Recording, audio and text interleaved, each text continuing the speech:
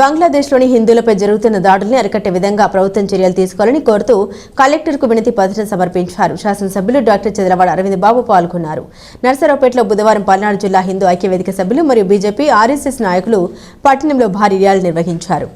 ఈ కార్యక్రమంలో విశ్వ హిందూ పరిషత్ ఆధ్యాత్మిక తరంగిణి, ఆధ్యాత్మిక సేవా స్రవంతి తదితర సంస్థలని పార్టీలకు కులాలకు అతీతంగా హిందువులందరూ సంఘటితంగా ఈ కార్యక్రమంలో విశ్వ హిందూ పరిషత్ జిల్లా ప్రముఖ బి రవికుమార్, పట్టణ అధ్యక్షులు సత్యనారాయణ, సెక్రటరీ బివి వీరాంజనేయులు, అర్చక పురోహిత్ సంఘం ఉమా కపలవాయి విజయ్ కుమార్ తదితరులు ఉన్నారు.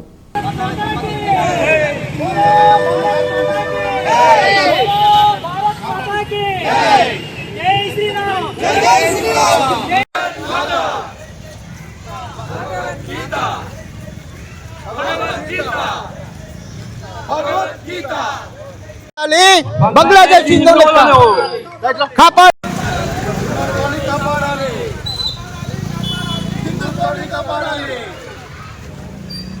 భారత్ మాతా కీ భారత్ మాతా కీ భారత్ మాతా కీ భారత్ మాతా కీ జై.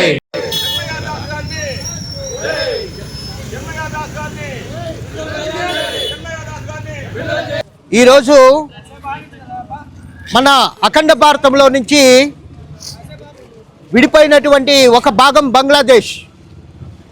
బంగ్లాదేశ్లో ఈరోజు హిందువుల మీద జరుగుతున్నటువంటి అమానుషమైనటువంటి దాడులకు నిరసనగా అక్కడ ఉన్నటువంటి హిందువుల్ని కాపాడుకోవాల్సిన బాధ్యత మనదే, మన దేశానిదే. కాబట్టి బంగ్లాదేశ్లో హిందువుల యొక్క రక్షణ కోసము, సంరక్షణ కోసము అక్కడి ప్రభుత్వము అన్ని చర్యలు తీసుకోవాలని, అలాగే ఇస్కాన్ స్వామీజీని అరెస్ట్ చేశారు అక్రమంగా. ఆ అక్రమ కేసులు తొలగించి అక్కడ మత సామరస్యం నెలకొనేలా చేయాలి అని, హిందువుల మీద దాడుల్ని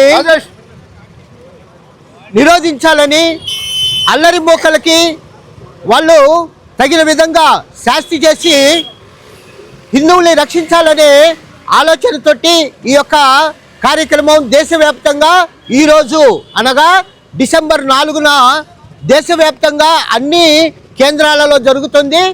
ఇటు హిందువులు కానీ, ముస్లిమ్స్ కానీ, అదేవిధంగా క్రిస్టియన్స్ కానీ అందరం కూడా కలిసిమెలిసి జీవిస్తూ అందరం కూడా గౌరవాన్ని కాపాడుకుంటూ, అన్ని మతాలని గౌరవాన్ని కాపాడుకుంటూ మరి వాళ్ళు ప్రయాణం చేస్తున్నాం.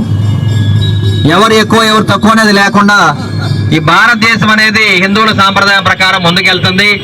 ఇదే కార్యక్రమంలో అటు ముస్లిం మైనార్టీలు కానీ, క్రిస్టియన్ మైనార్టీ అందరూ కూడా గౌరవించుకుంటూ మేము ముందుకెళ్తున్నాం.